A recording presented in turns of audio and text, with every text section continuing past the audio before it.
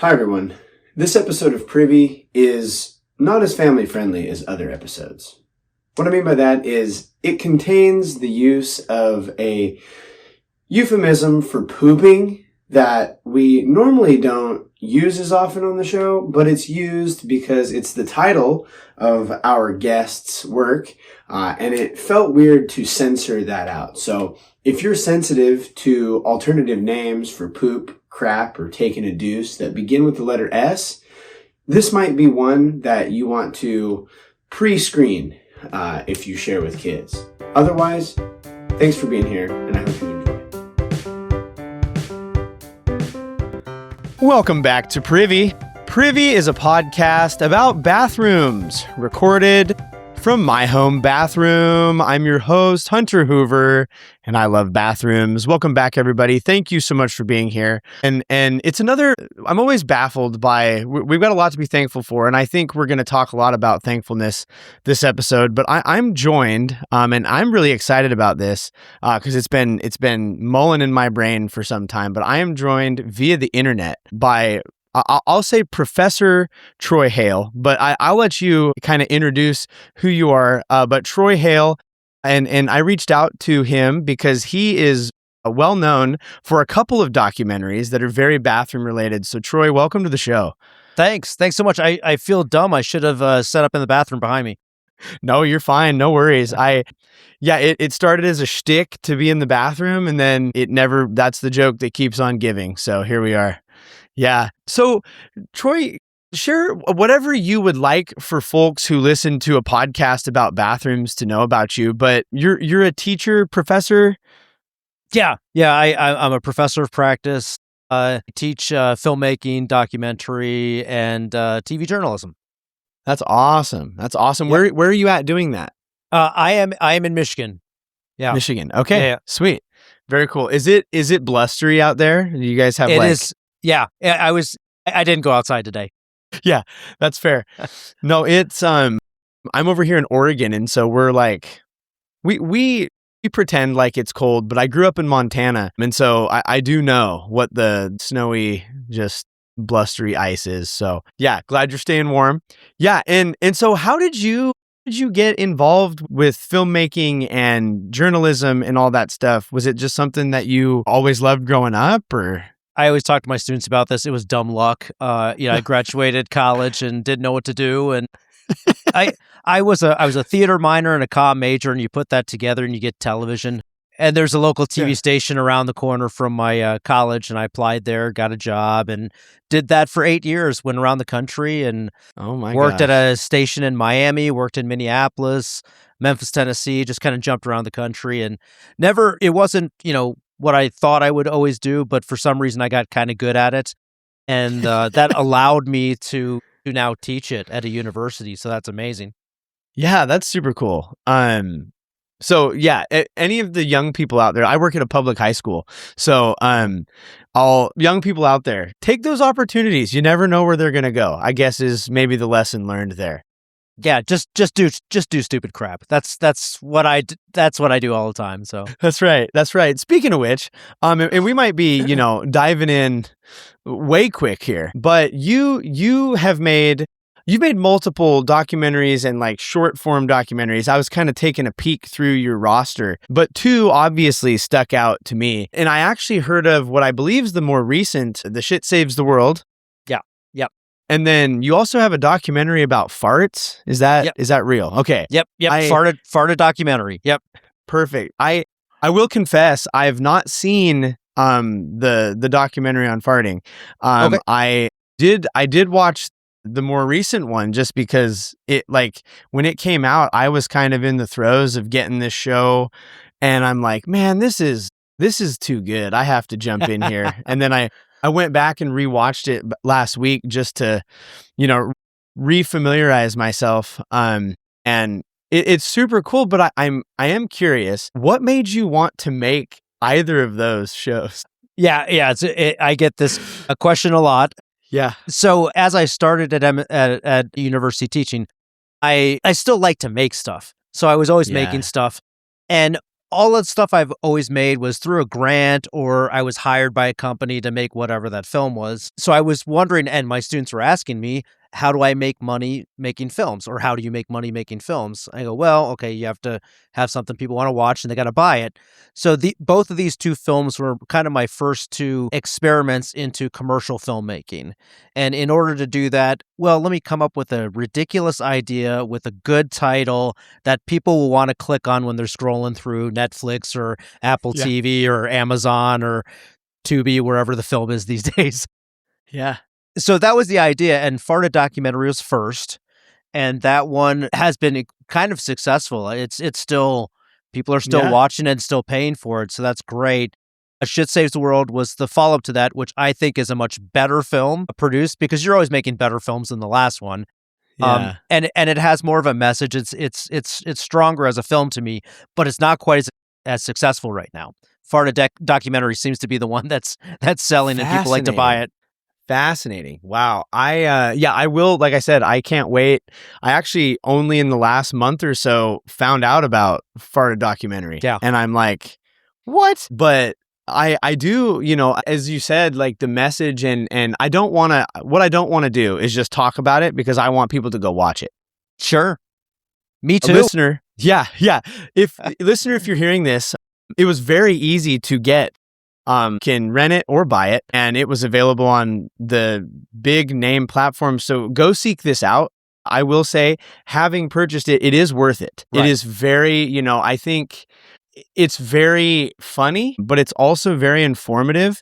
And I will say, there's times with this show that I feel like I have tapped, every vein of bathroom whatever that is available. And even in watching your show the first time and then back again a few weeks ago, I was like, shoot, like there's something more that I totally, and so it's very informative. I'm a big fan, obviously. Thank you. Yeah, I enjoyed it. And I just, the premise in short is like, wherever humans go, we're going to make a mess. Yeah. And so we had better figure out how to use our mess and it's just a great message. Did you do a lot of international travel for the documentary? Yeah, a little bit. And I had one friend that I reached out to that did the Mexico shoot for me. I did go to Tanzania. Wow. I do some international travel. So with that, I said, well, just throw a camera in your bag because you might want to shoot something. I honestly, I didn't think I was going to get anything in Tanzania. I just brought my camera just for the fun of it for the trip I was on, and then I just started getting a lot of good stuff. So that was shocking to me too. But anywhere I go, I mean, first of all, like for anybody, we all carry these things in our pockets. Yep. We have a camera with us, a really beautiful HD or a 4K camera on our phones.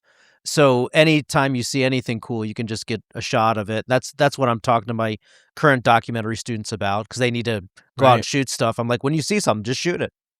Yeah. Yeah. It's, that's something I think, that's just another one of those technology things that I think we take for granted is like, we've got a supercomputer and a high res camera just floating around in our pocket. Yep. There's more technology in your pocket than we use to land on the moon. Oh my gosh, yeah.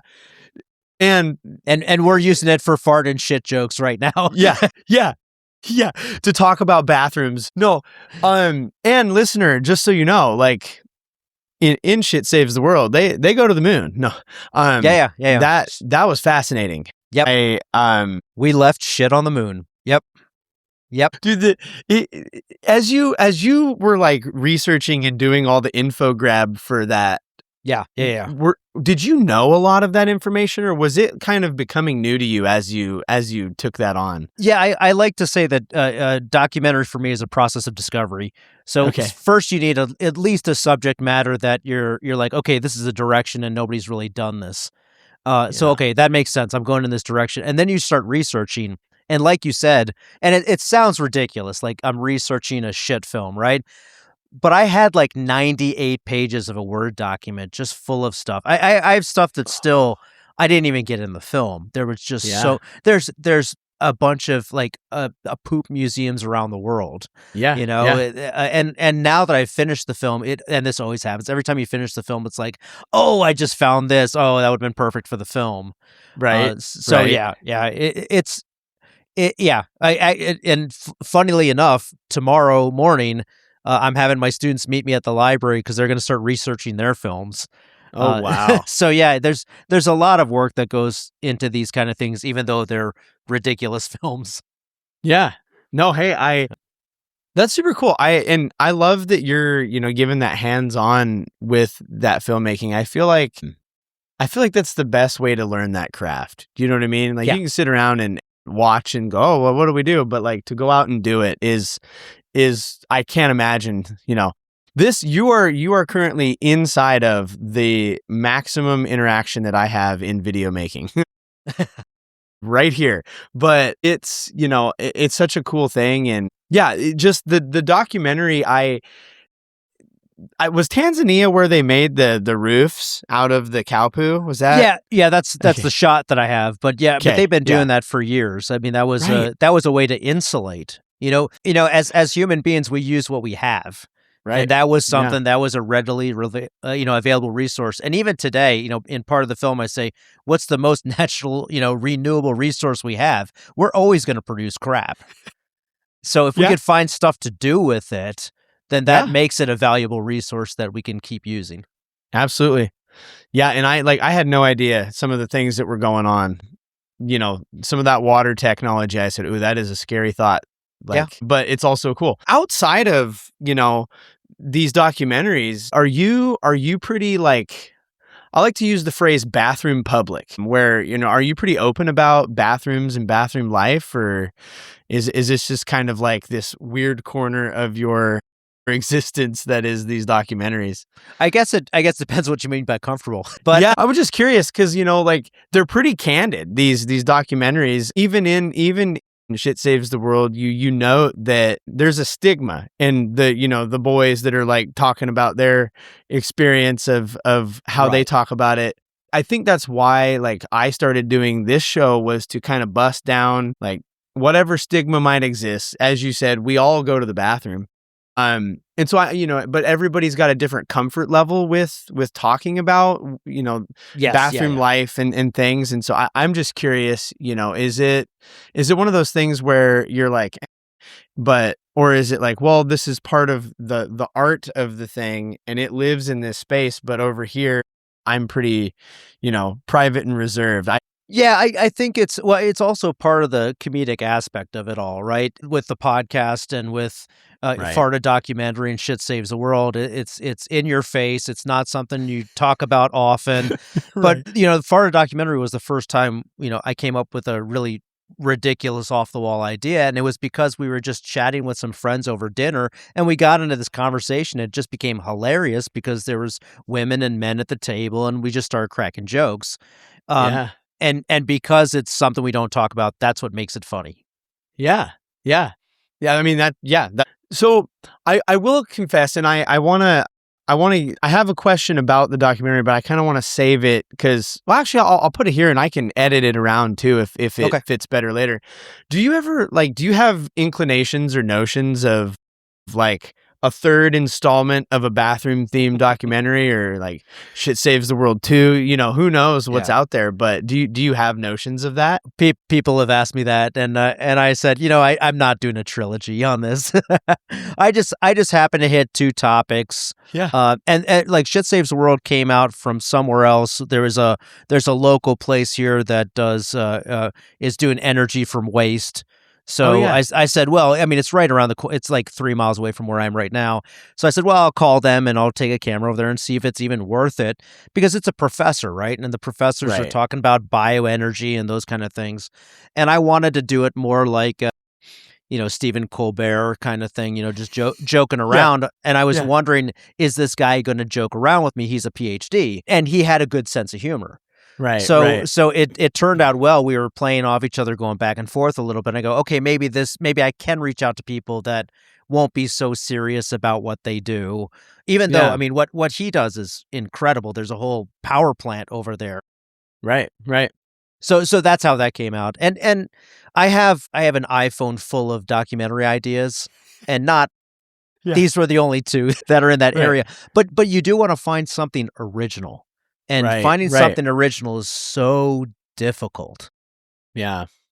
So those two were original and sellable.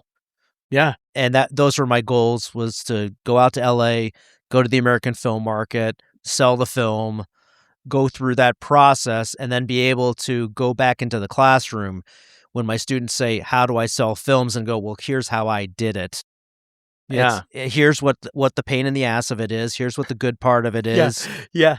Here's how much money it cost me to do it. Oh, wait, you have to pay? Yes.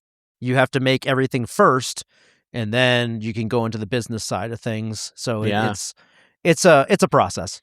Yeah. No, and I think a lot of times when people just set out and they're like, you know what, I just want to make my millions so I can have my millions, you know, I mean, good for them. But like, to hear you say, like, I went out there and did it and brought it back so I could show these students and like talk about the thing, to me, that's, I don't want to, I maybe more noble, but it's just like, it's a better feeling of a cause behind it. Like, I hope you make a fortune off the documentaries, truly. But like, I will tell you, that's not the case. I would not be able to survive off the royalties on the film. It's nice money coming in. It's extra stuff I didn't expect, but I have a full-time job. Yeah. And that's what I tell my students, you know, especially when they're trying to go out and make it in the film world or the TV world. I say, well, get a job at a TV station, do your fun stuff on the side, see if it sells, see if it doesn't sell. If it does, great. You can get rid of that full-time job and you could do that, you know, as your main gig. But I can't do it as a main gig. Yeah. Yeah. I'm curious, and you'll note a little bit of my ADHD popcorn brain as we go here, but like, I work with high school kids who a lot of times, you know, they watch whoever on YouTube and they're like, oh, I'm going to be a YouTuber. Do you run into that like YouTube kind of like pipe dream as much at the college level? Yeah. I mean, students are used to, they want to produce what they're used to watching, and now students watch a lot more on their phones than they do with TV or film. So I'll have a lot of students doing journalism work holding a little lavalier microphone in front of their mouth, like you see on TikTok. Right. That's a TikTok style thing to get attention, to get likes and all that stuff, but it's not something you see your local newscaster do. So I have to show them the differences between, and I don't want to call the social media stuff unprofessional, because there's some really good stuff on there. Right. But there's a difference between doing a professional TV show and then doing a social media hit. So yeah, I absolutely have to take them through that. And then we also, I mean, we have some classes here about, you know, personal branding and those kind of things, where it's like, okay, well, what is your message? What do you want to do? Well, I want to go on and I want to do a sports TikTok. I go, well, how many of those exist already? You know, so if you find your niche in the world, like doing a podcast in your bathroom, you know, not many people are doing that. So, I mean, I think that's genius, right? So that's what I have to get them to think of, like, what is your brand and what is your originality kind of thing. Yeah.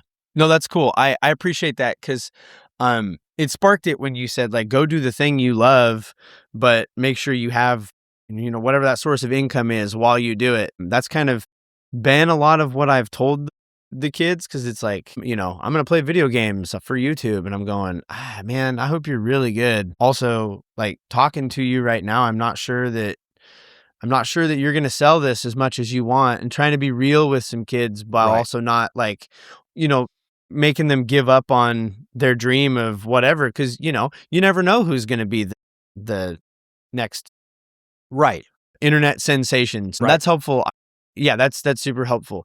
I am curious something about, and I don't know the degree, and if I ever ask a question and you answer and later on you're like, I actually probably shouldn't have that in there. I run into that sometimes with the nature of the show. But I am curious, is there a bathroom on campus that's like the bathroom? It's like the best one? You know, I can't think of one. I mean, there's definitely bathrooms that are better. You know, I'm at a major university that's been around since 1800s, so it's you know, there's some really terrible old ones, and then there's some brand new ones. Yeah. The one across my office is kind of old, but it's fine. But if I walk down the hall, they just redid one, and it's pretty nice. Wow. It's over by the dean's office. Yeah, there you go. But no, I can't think of like the bathroom. But I can tell you, like in the past, just for me personally, yeah, there's like, I'll be like, I'm going to go down to that bathroom because I like that one better than this one. I mean, even in my house, I've got 3, and I got one that I like better than the other 2. Yeah. So, Yeah. It's weird how we do that. Like, yeah, creatures of habit, maybe. this one has much better lighting. I don't know what it is. Oh my gosh. Yeah, shoot. Yeah, that's something I never thought I would care as much about in a bathroom in my entire life. But here we are. So I've had a few questions that I ask everybody. And so feel free if it's like, I don't know. But do you have a specific brand or type of toilet paper that you prefer? Oh, the red one. Oh, Charmin, red bag Charmin? I guess that's it. I mean, I go through the same aisle all the time, and I kind of think I always grab the same one. So it must be that. Yeah, it must be that one. Man, that's good stuff. Because if you go with the brand of whatever grocery store in, it's just crap.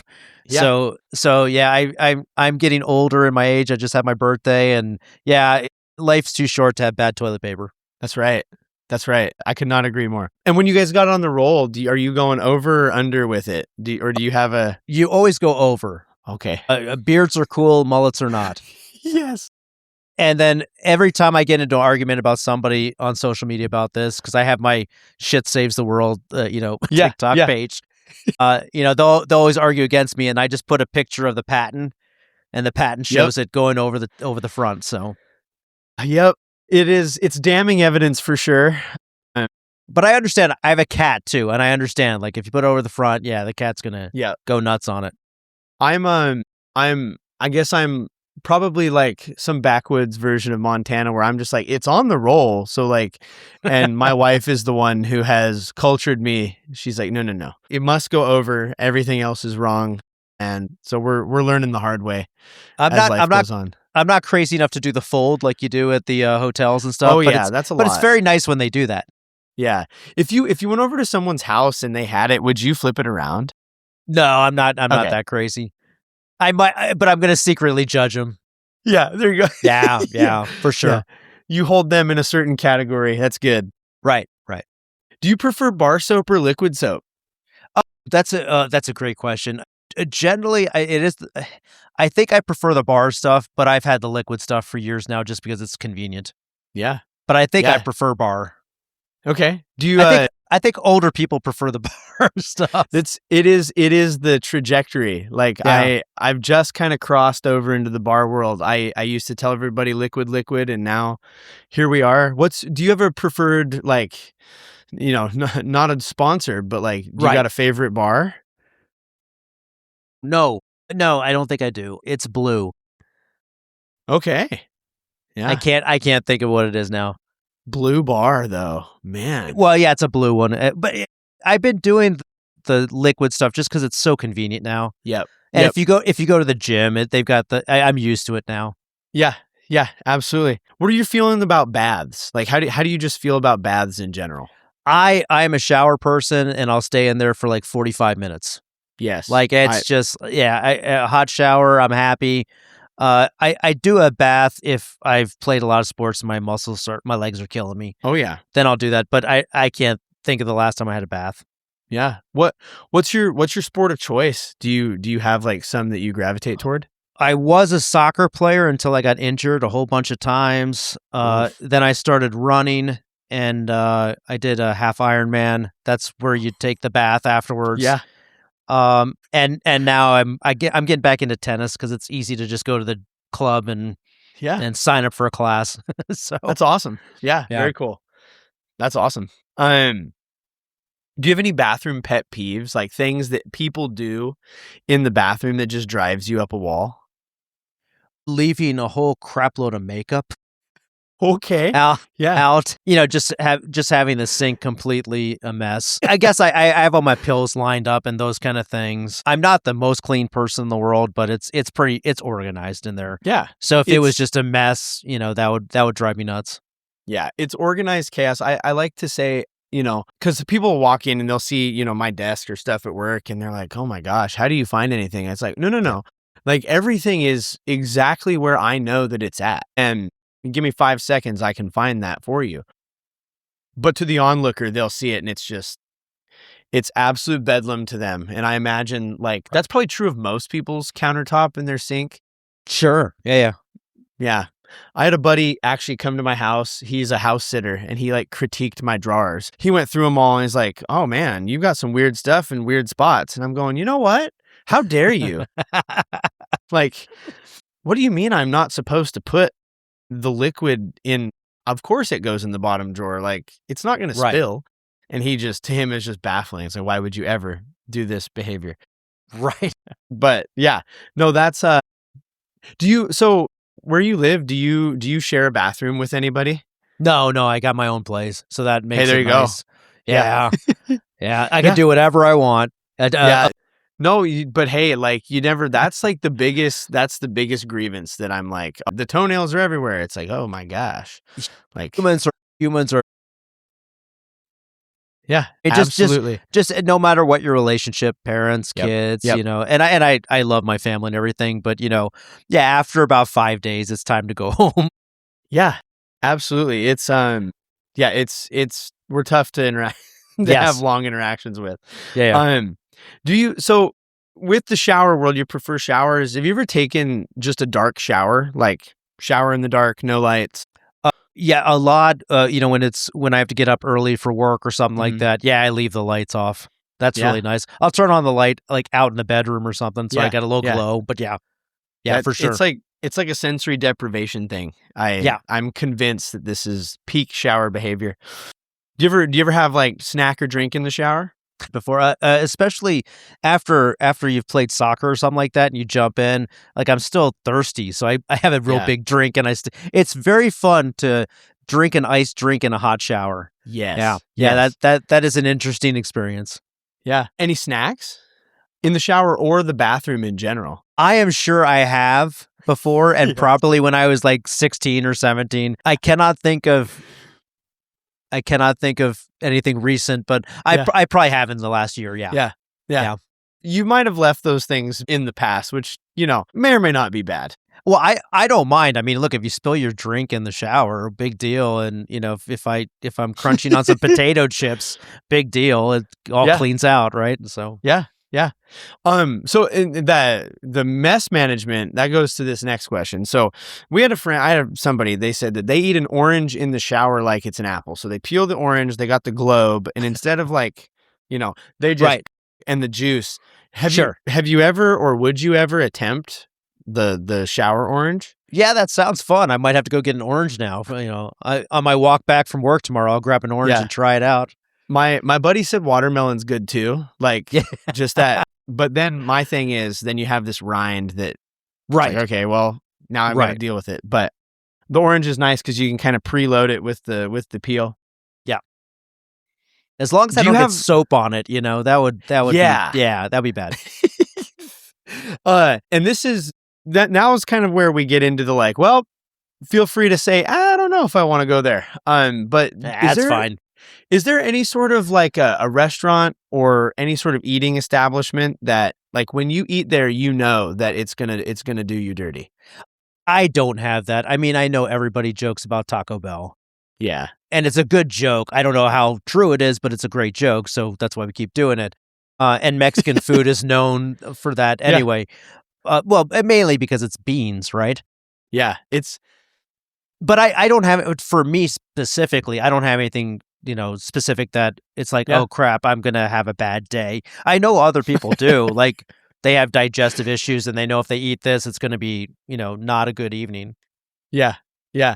I've asked going on 50 people that question, and Panda Express is the one that like you said, Taco Bell gets its rap, but I've had more people say if I eat Panda Express, I can almost graph it. Wow. And I love Panda. I've never had that experience, but I mean, it's probably 25% of the folks that I've talked to have been like, yeah, Panda Express is it for me. Well, I mean, I do know like coffee and tea, that I know is going to do it. But yeah, I can't think of any food at all. Yeah. That's interesting. I'll go have Panda Express tomorrow too. Yeah. You just do all sorts of experiments. It's right down the street here. That's awesome. Do you? By the way, this is not how to get sponsors. Just in case anybody's out there. Oh, this is the worst thing to do. If any of your students, which God forbid, but like if any of them are ever like, I'm gonna check this out, you could definitely like show them, hey, there's this guy and he did stick the dude wipes in his mouth. Oh to yeah. Flavor them. Not the best way to get dude wipes on board.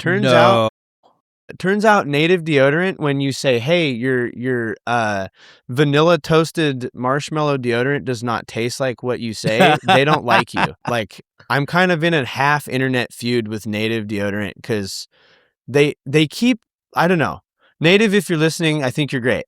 But like, their branding is so weird because it's like all of their stuff is candy and cookie flavored. All of it. Well, there's like candy flavored like floor, cleaner. Yeah. and it looks like something you would drink.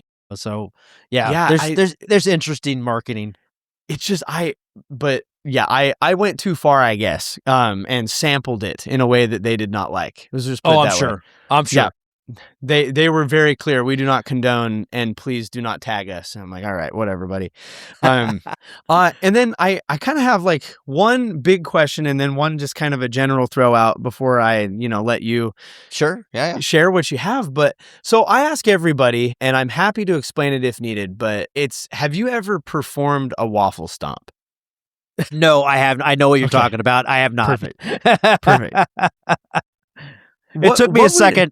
Yeah, it always, it's one of those things where people, they're like, and yeah, you can tell that you've done some work around bathrooms and poop. Right. Because you did. But I've done my research. Yeah. What would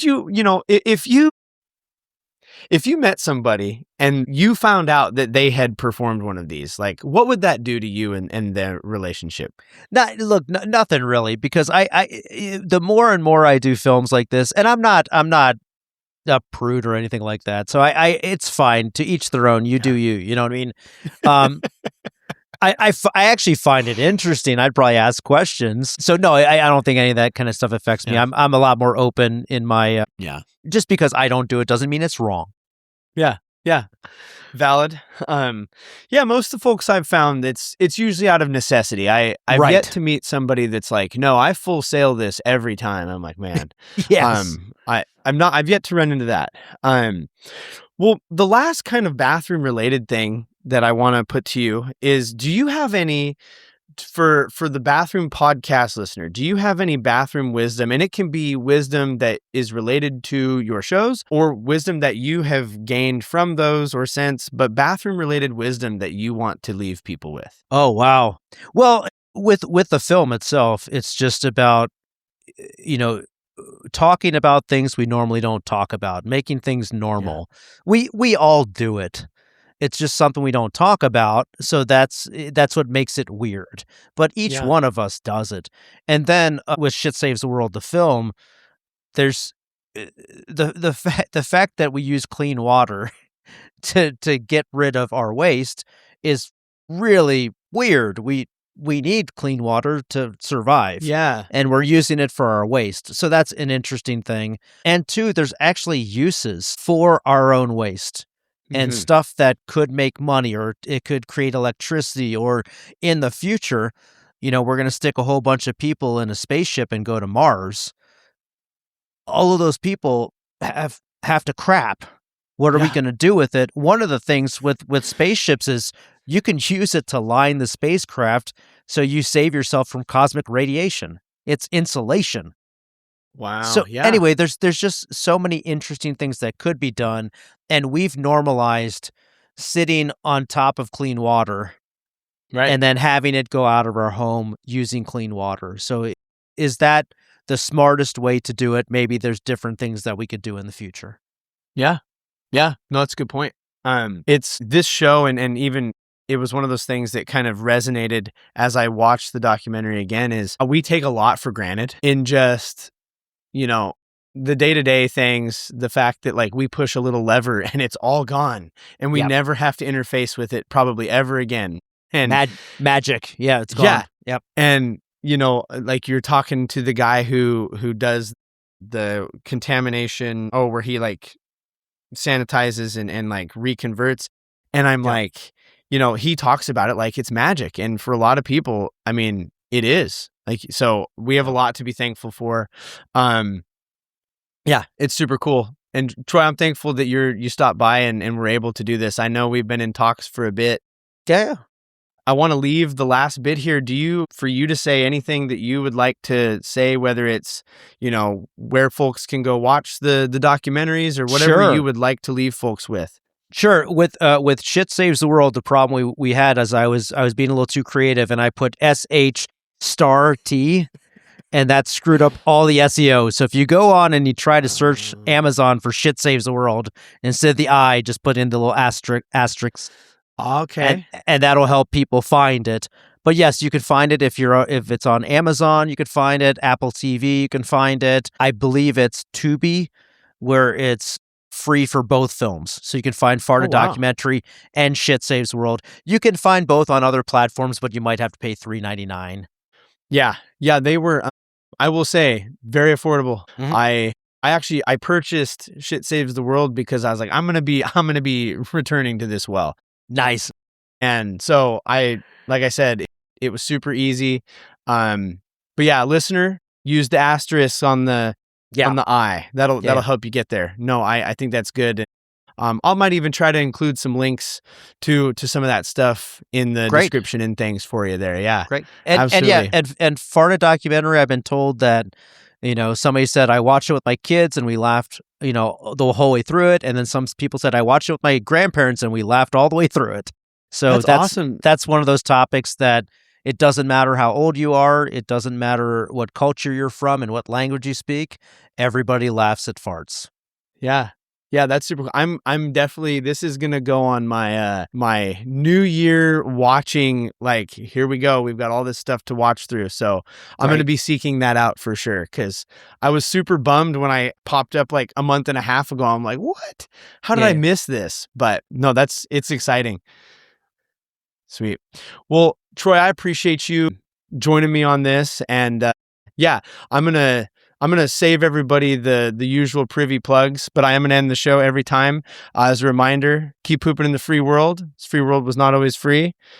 Be thankful for what you have. And I'm not going to flush it. Normally I flush my toilet at the end of all of this, but I'm conflicted and a little bit convicted that, like you said, we're flushing clean water. I might have to come up with a new system. Awesome. Yeah, maybe I'll store one down below deck, and that way it's not a full waste. No, I won't do that. That would be weird. No upper deck one. Yeah. Oh shoot. It's been a while since I've dabbled. No. Well, sweet. Troy, thank you so much for being here. I'm gonna hit end record, and we can. Awesome. Thanks.